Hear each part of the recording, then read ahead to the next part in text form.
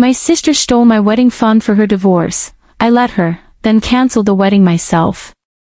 I found out my wedding fund was gone on a Tuesday morning, standing in my kitchen in my scrubs, coffee going cold in my hand, staring at a bank balance that read $4.12 instead of $31,000. My sister had transferred every cent of it to a divorce attorney's retainer account 2 days earlier, using a login I'd given her 18 months ago for exactly one emergency, back when our mother was in the hospital. She didn't ask. She didn't warn me. She sent one text, 20 minutes after the transfer cleared, that said, "I'll pay you back, I promise, you'll understand when I explain." What she didn't know yet was that I wasn't going to fight her for the money. I was going to let her keep it, cancel my own wedding with my own 2 hands, and let the entire family watch what happens when nobody has to clean up the mess for once. Welcome back to Family Karma Stories, where ordinary people face impossible family moments and walk out with their dignity intact.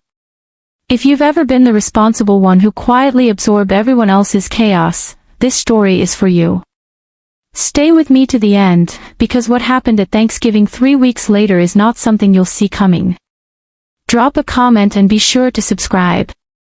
But before I tell you about that Tuesday morning, I need to tell you who I was for the 30 years leading up to it, because the version of me who let that money go without a screaming match wasn't born that morning. She'd been built, slowly, over 3 decades of being the sister who fixed things. My name is Claire. I'm 30 years old, and I work as a labor and delivery nurse at a hospital 40 minutes outside Sacramento. 12-hour shifts, 3 or 4 nights a week, the kind of job where you learn very quickly that some things can be controlled and some things absolutely cannot, and the difference between the two will save your sanity if you learn it early. I make good money for a nurse, not extraordinary, but good, and I've spent 8 years living well below what I earned because I grew up in a house where money disappeared in ways nobody explained, and I promised myself young that I would never be caught without a cushion. I want to tell you about that house, because I think it explains almost everything that came after. My parents were both school teachers. My father taught high school shop class and my mother taught 3rd grade, and between the two of them there was never quite enough, not because they mismanaged anything, but because 2 teachers' salaries in a high cost of living suburb simply don't stretch as far as people assume. What I remember most from childhood isn't hardship exactly, it was more a kind of low, constant hum of financial anxiety that ran underneath everything, the specific quiet my parents fell into at the kitchen table on the 1st of the month, the way, "we'll see," became the answer to almost every question that involved spending money. I decided early, maybe around age 10, that when I grew up I was never going to live inside that hum. I was going to build a life with a floor under it, something solid, something that couldn't just disappear. My sister Vanessa is 2 years older than me. Growing up, she was the bright one, the one who got put on stage for every recital and every science fair ribbon, and I don't say that with resentment, I say it because it's just true, and it shaped everything that came after. Vanessa was smart in the way that made adults excuse things. She talked her way out of speeding tickets. She talked her way into internships she wasn't remotely qualified for.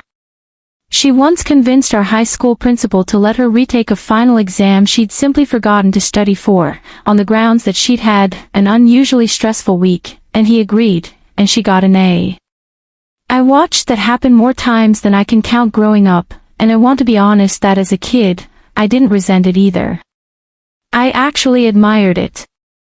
I thought my sister had some kind of gift the rest of us didn't have, and in a strange way, I think our whole family organized itself around protecting and enabling that gift, myself included, for years before I understood what it was actually costing all of us.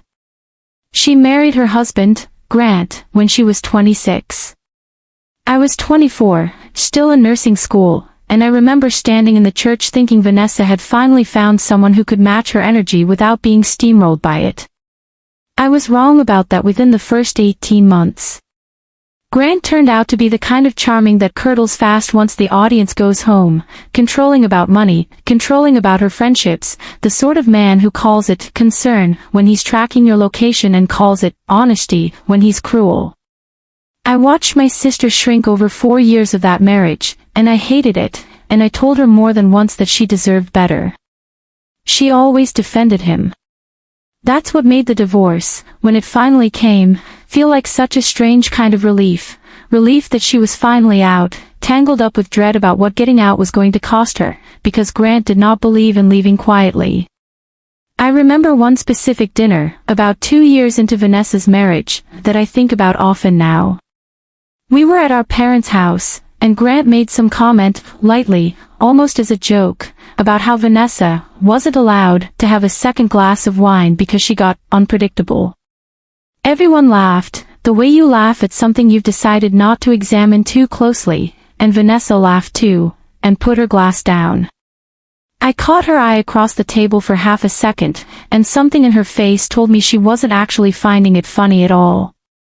I didn't say anything that night. I've had a lot of time since then to wonder what would have happened if I had. I remember one specific dinner, about 2 years into Vanessa's marriage, that I think about often now. We were at our parents' house, and Grant made some comment, lightly, almost as a joke, about how Vanessa wasn't allowed to have a second glass of wine because she got unpredictable. Everyone laughed, the way you laugh at something you've decided not to examine too closely, and Vanessa laughed too, and put her glass down. I caught her eye across the table for half a second, and something in her face told me she wasn't actually finding it funny at all. I didn't say anything that night. I've had a lot of time since then to wonder what would have happened if I had. There's another memory from that marriage I want to tell you about, because I think it explains something important about why Vanessa ended up as financially unprotected as she did by the time the divorce started. About a year into the marriage, Vanessa mentioned, almost in passing during a phone call, that Grant had asked her to quit her job at a marketing firm so she could focus on building their life together. She'd been the primary income earner at the time, making more than Grant did at his own job, and I remember asking her, carefully, whether that felt like the right decision to her. She said Grant had a plan, that he wanted to invest in a few things and needed her full attention on managing the household while he built something bigger, and that it made sense financially once you saw the whole picture. I didn't see the whole picture, and neither, it turned out later, did she. 3 years after she quit that job, the few things Grant had invested in had mostly evaporated, and Vanessa found herself, at 29, with a 4-year employment gap, a marriage unraveling, and no independent financial footing left to stand on. I don't say any of this to excuse what she eventually did with my wedding fund. I say it because I think it matters for understanding the specific kind of desperation she was operating from by the time October rolled around and she asked me for that first $12,000. I got engaged to my fiancé, Marcus, 14 months before that Tuesday morning in my kitchen. Marcus is a high school math teacher, steady in a way I didn't know I needed until I had it, the kind of man who double-checks the oven is off before bed, not out of anxiety but out of habit, out of care. We met at a mutual friend's barbecue, and I remember being struck, almost immediately, by how unhurried he was. He asked me 3 follow-up questions about my job before he told me anything about his own, which felt, after years of dating men who treated conversations like relay races waiting for their turn to talk, like something close to a small miracle. We dated for 2 years before he proposed, on a Tuesday, in our own kitchen, with no elaborate plan, because he said he didn't want to wait for a special occasion to ask a question he already knew the answer to. We planned a modest wedding, 110 guests, a barn venue an hour outside the city that books out 2 years in advance because it's beautiful and reasonably priced, which in the wedding industry is a combination roughly as rare as a unicorn. I'd been saving for that wedding since the day Marcus proposed. Every extra shift, every holiday bonus, every dollar I didn't spend on something I wanted instead went into a savings account with the venue's name as the nickname, just so I'd see it every time I checked my balance and remember what it was for. I picked up extra weekend shifts at the hospital for over a year, the kind where you come home and sleep for 11 hours because your body doesn't know what time zone it's in anymore, and I did it gladly, because every one of those shifts was a few $100s closer to a day I'd been picturing since I was maybe 12 years old, watching my parents' wedding video and deciding, quietly, that someday I wanted exactly that kind of steady, uncomplicated joy for myself. $31,000. That was the number I'd built up over 14 months, enough to cover the venue deposit balance, the caterer, the florist, and the photographer, with a small cushion left over for the inevitable thing nobody budgets for. I'd given Vanessa View access to that account 18 months earlier, before I was even engaged, actually, back when it was just a general savings account, because our mother had a health scare that required a fast wire transfer while I was on a 12-hour shift with my phone locked in a hospital locker, and Vanessa needed to be able to move money on my behalf in an emergency. I trusted her with that access because in a genuine crisis, my sister has always shown up. I never once considered that the access itself might become the crisis. I want to pause here and tell you about the 6 months before the money disappeared, because I think it matters for understanding why I reacted the way I did. Vanessa's divorce got ugly fast. Grant hired an attorney known around the county for scorched earth tactics, the kind of lawyer who drags things out specifically to bankrupt the other side into submission. Vanessa, who had spent 4 years financially entangled with a controlling husband, did not have independent savings of her own. Grant had made sure of that, the way controlling people often do. He'd insisted, early in the marriage, that all accounts be joint for simplicity, and then, once the divorce began, systematically drained and froze what he could, leaving Vanessa with almost nothing liquid despite a marriage that on paper looked comfortable. She came to me in October, 5 months before the wedding fund disappeared, and told me she needed a retainer for a real attorney, someone who could match Grant's lawyer move for move, and she didn't know where to get $12,000 on short notice. I said no. I want to be honest that I said no, because it matters. I told her I loved her, I told her I believed she needed a strong attorney, and I told her that $31,000 was earmarked for my wedding and I could not give any part of it away, not even as a loan, because every dollar was already spoken for. I offered instead to help her research legal aid options, sliding scale family law attorneys, and I offered to let her stay with Marcus and me rent-free for as long as she needed while she got back on her feet financially. She said she understood. She hugged me. She told me not to worry about it. I want to tell you about a conversation I had with our mother around that same time, because I think it shows how these family patterns get quietly reinforced without anyone ever saying the quiet part out loud. My mother called me a few days after I'd turned Vanessa down, and she didn't ask me to reconsider, not exactly. She said, carefully, in the tone she'd always used when she wanted something from me without wanting to be the one who technically asked for it, I just worry about Vanessa so much right now. I know your wedding is important, but you're so stable, Claire. You've always been the stable one. I told her I understood she was worried, and I told her stability wasn't something that happened by accident, it happened because I'd spent years being careful, and being careful meant the wedding fund had to stay exactly where it was. She said, of course, in a way that didn't sound like agreement so much as a temporary retreat, and I hung up feeling, for reasons I couldn't fully name at the time, unsettled in a way that turned out to be entirely justified 5 months later. 5 months later, on a Sunday, Vanessa used the account access I'd forgotten she still had and moved every cent of my wedding fund into a retainer account for an attorney named Priya Okafor, one of the sharpest divorce lawyers in the state, the exact kind of representation she'd told me in October she couldn't afford. 5 months later, on a Sunday, Vanessa used the account access I'd forgotten she still had and moved every cent of my wedding fund into a retainer account for an attorney named Priya Okafor, one of the sharpest divorce lawyers in the state, the exact kind of representation she'd told me in October she couldn't afford. I want to tell you a little about Priya Okafor, because the irony of it took me weeks to fully sit with.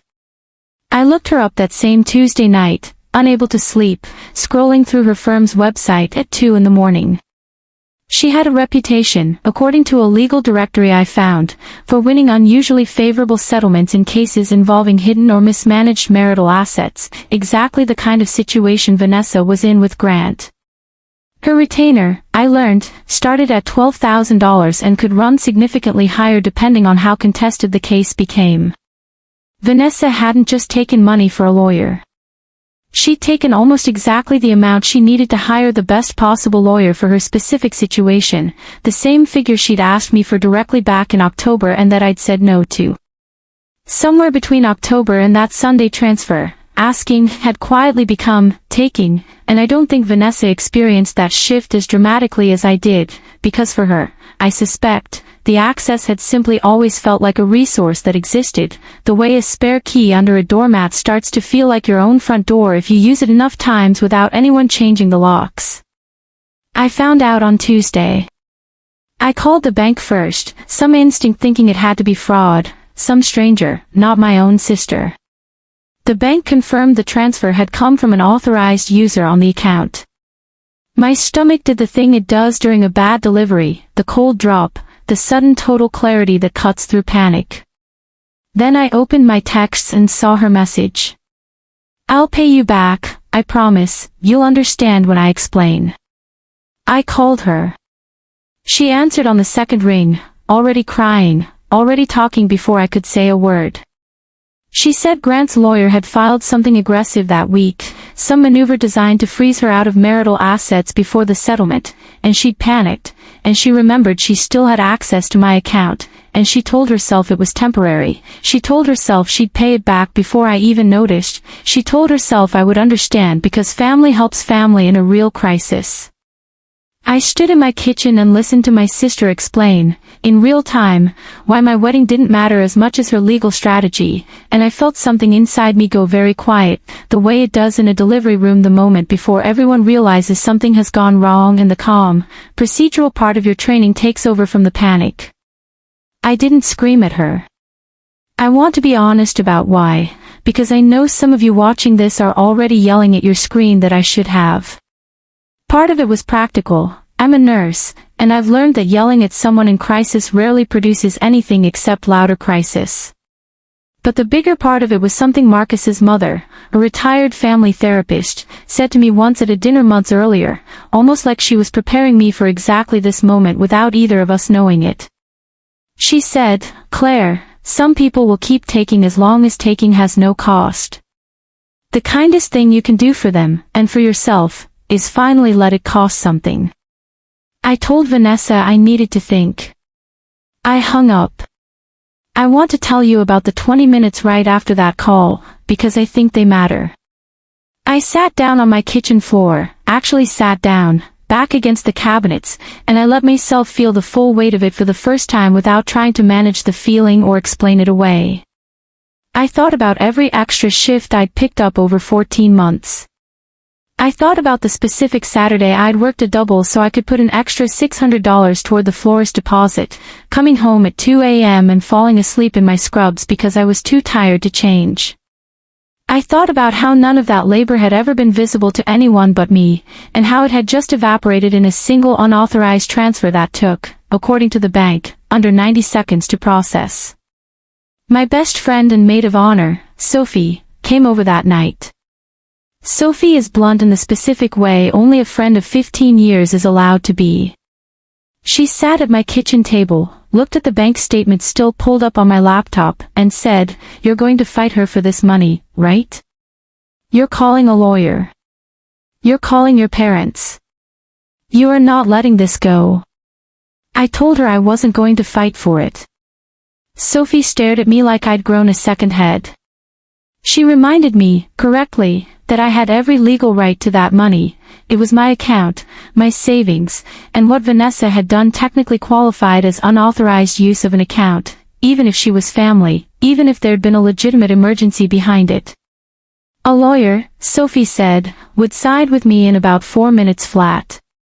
I told her I knew that.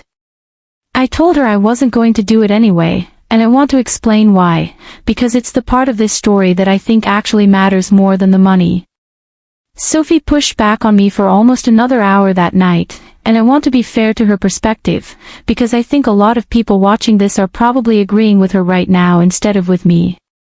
She argued that letting Vanessa keep the money without consequence wasn't going to teach her anything except that stealing from Claire works.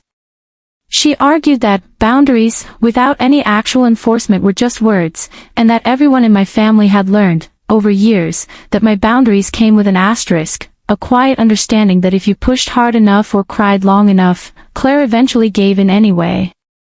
She wasn't wrong about that history.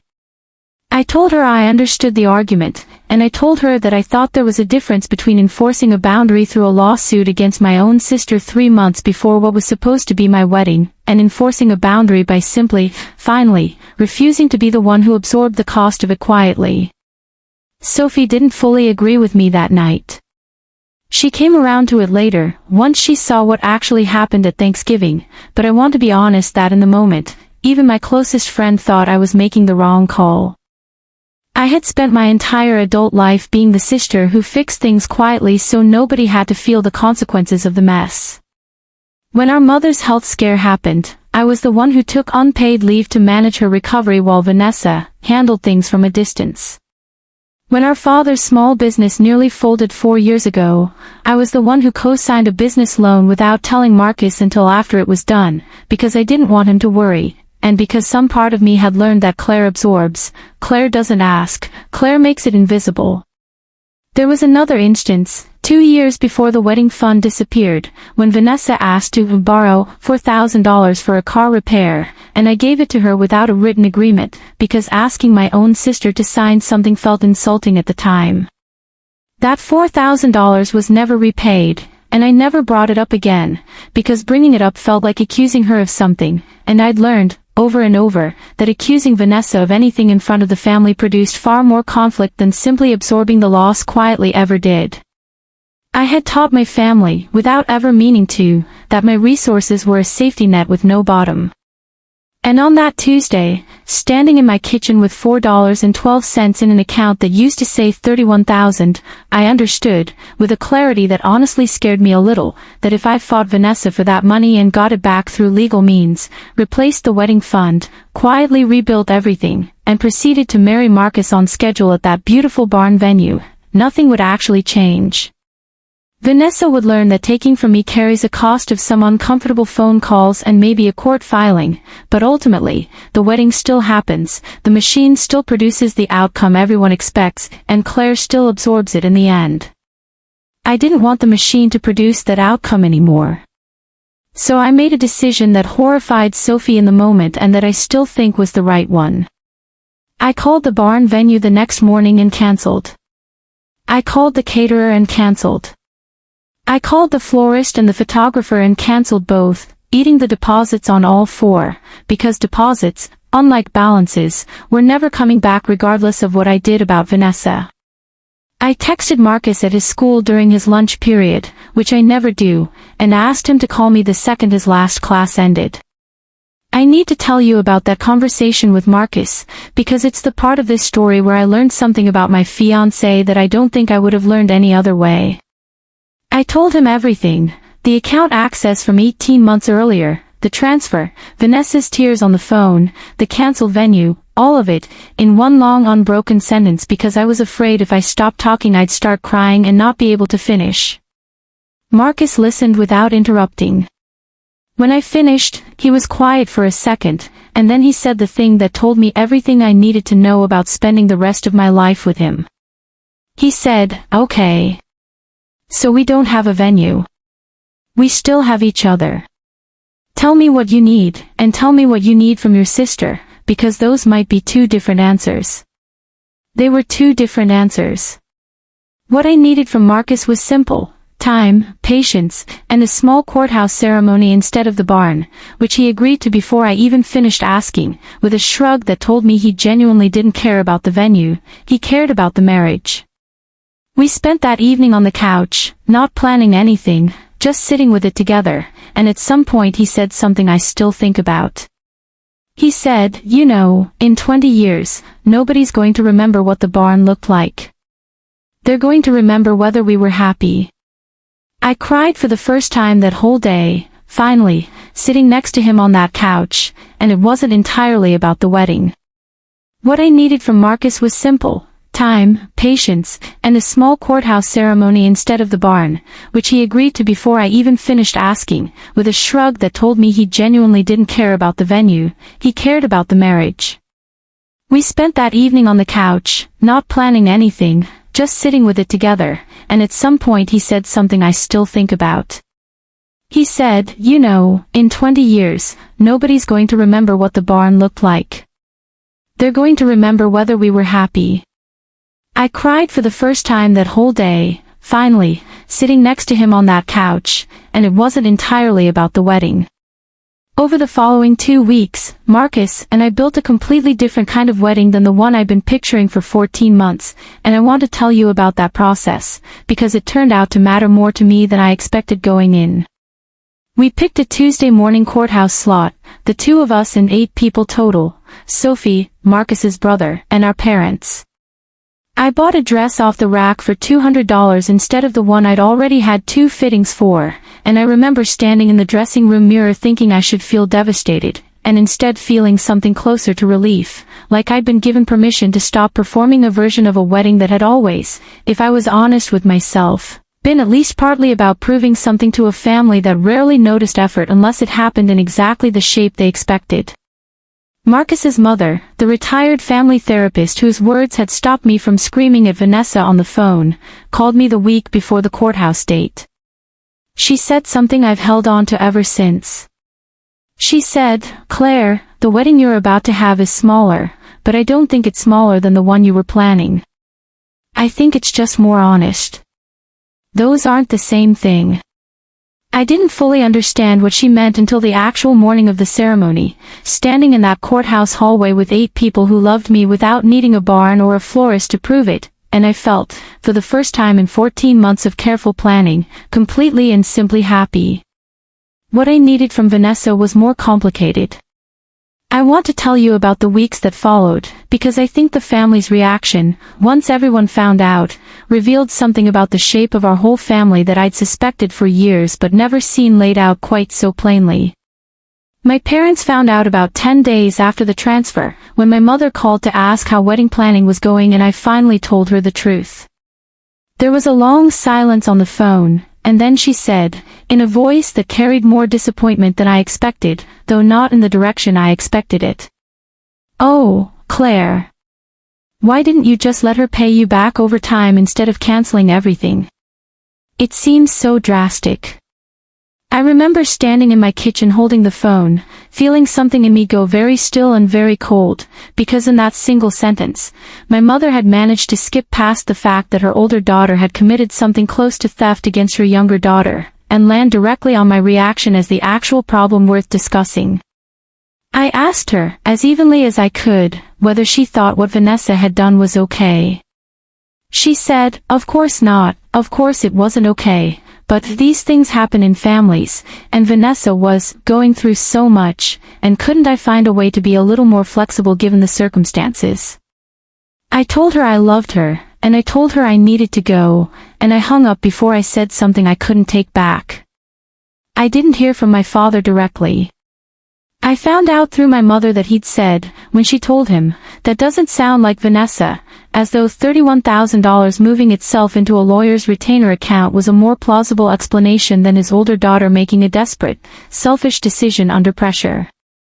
I understood, hearing that second-hand comment, something about my family that I think I'd always sensed but never let myself fully articulate, that Vanessa's failures had always been treated as circumstances that happened to her, while my successes had always been treated as simply who I was, expected, unremarkable, requiring no particular protection or advocacy, because stable people, in my family's private mythology, didn't need defending.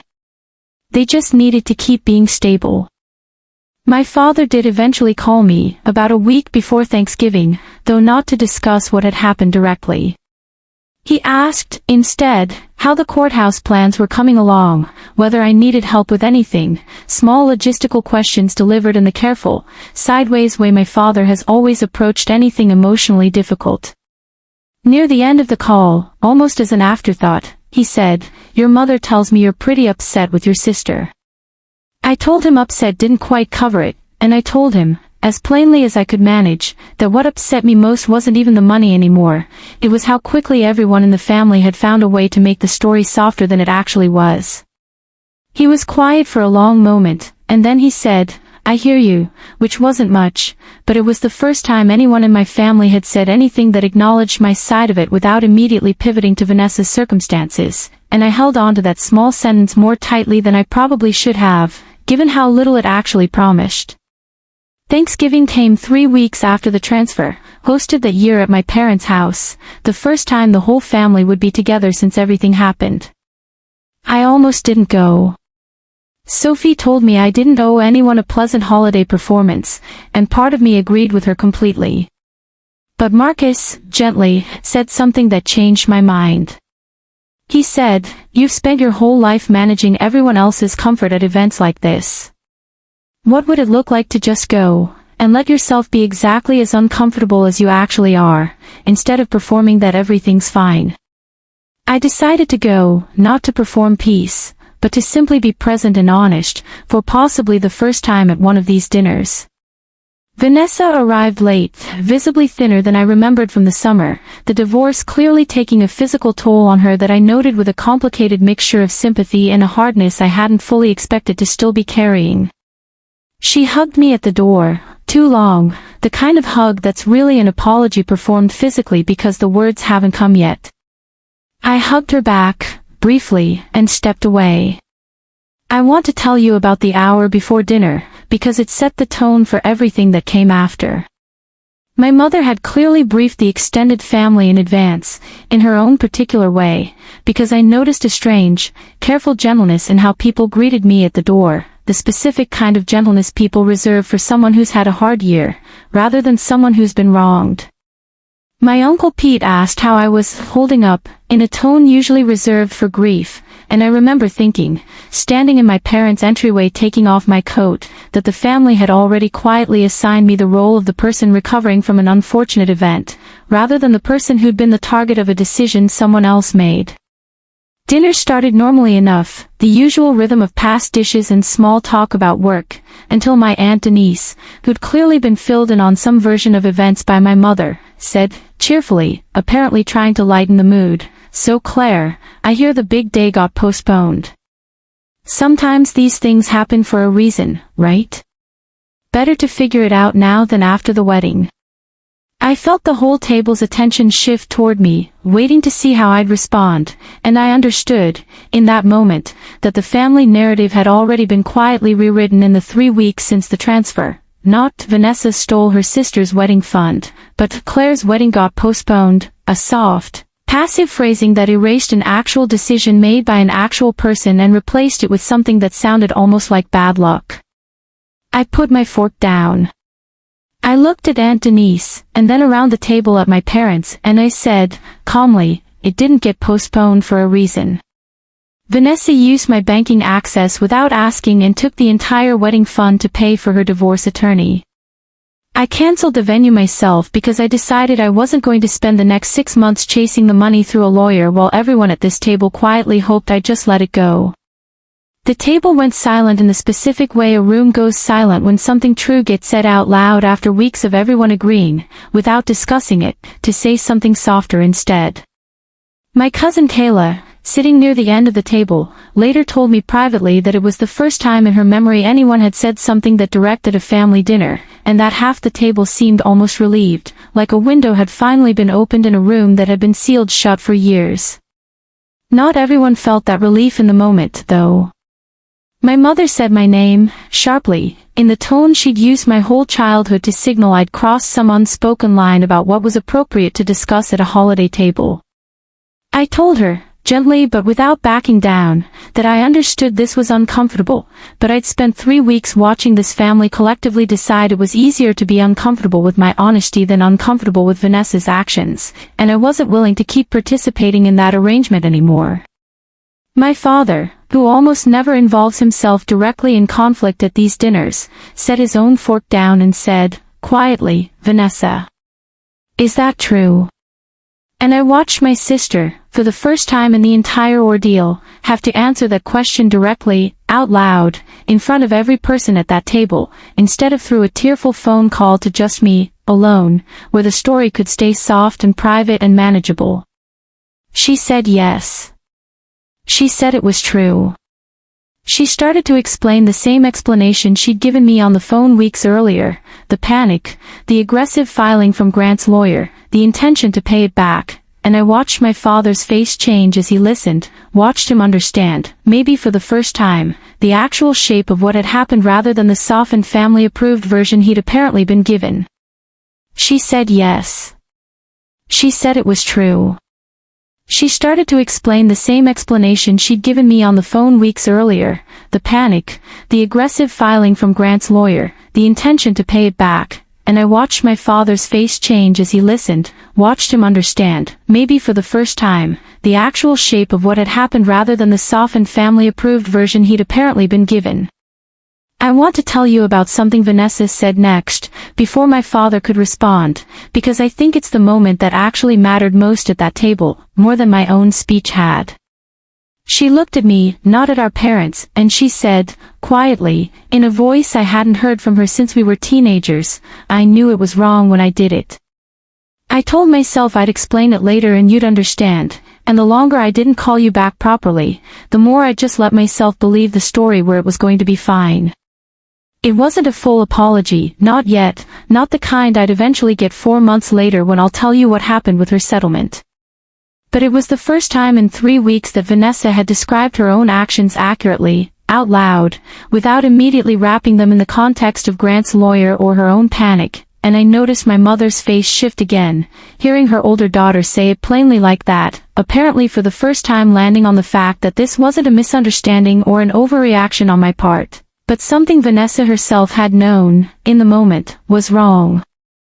I want to tell you about my mother's face during this part, because I think it's the detail I keep coming back to. She wasn't looking at Vanessa while Vanessa spoke. She was looking at me, and there was something in her expression that I'd never quite seen directed at me before, not anger exactly, and not quite guilt either, but something closer to the specific discomfort of a person realizing, in real time, that a story they'd told themselves for weeks was no longer holding together in front of witnesses. I want to pause here and tell you about something that happened at work during those 3 weeks, because I think it shaped how I ended up handling Thanksgiving more than almost anything else. About 10 days after the transfer, I was working a night shift alongside a senior nurse named Renata, someone I'd worked with for years and trusted enough to actually talk to during the slow hours.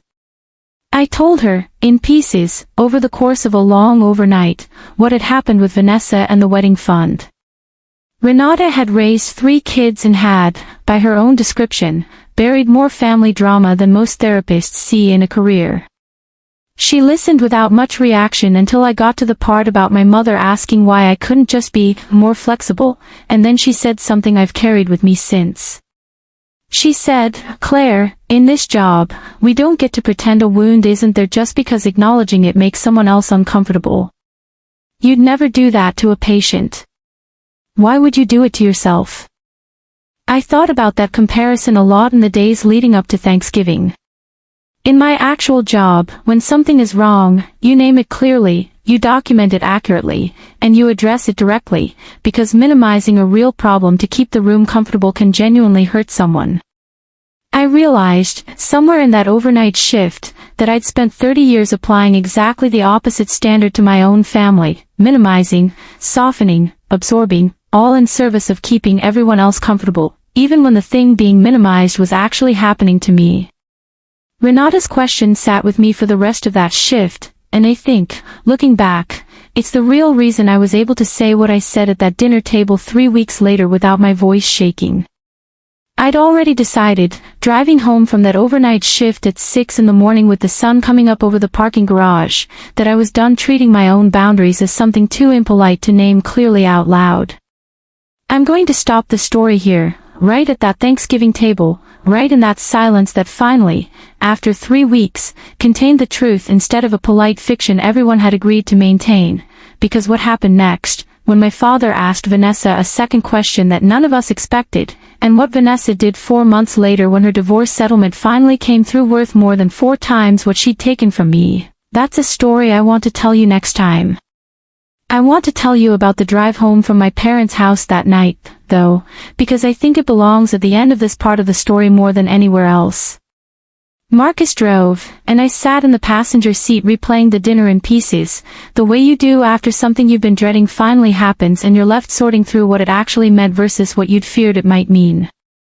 I told Marcus I felt strange, not triumphant exactly, though there was some of that, but mostly just tired, the specific tired that comes after finally putting down something heavy you've been carrying so long you'd stop noticing the weight of it.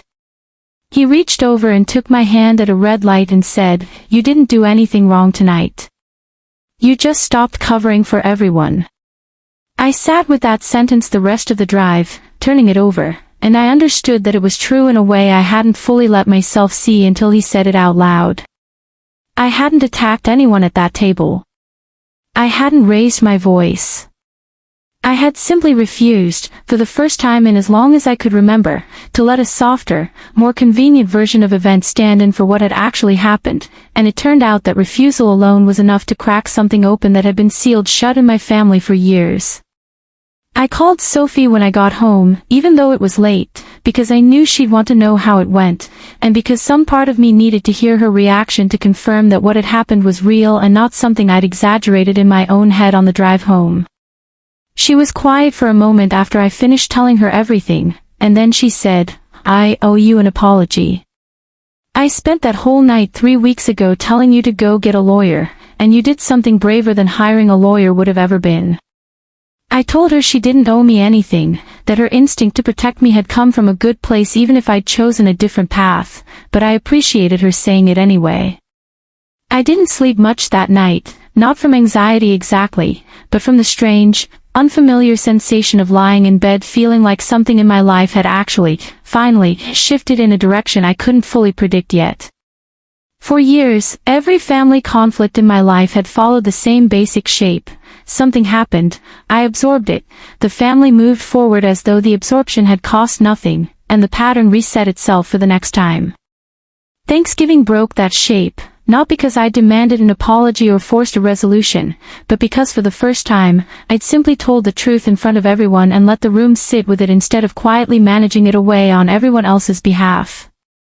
If this story sounds like your family, if you've ever been the one who quietly absorbed everyone else's emergencies until there was nothing left of your own plans, tell me in the comments, and tell me honestly, would you have cancelled the venue, or would you have fought for the money instead?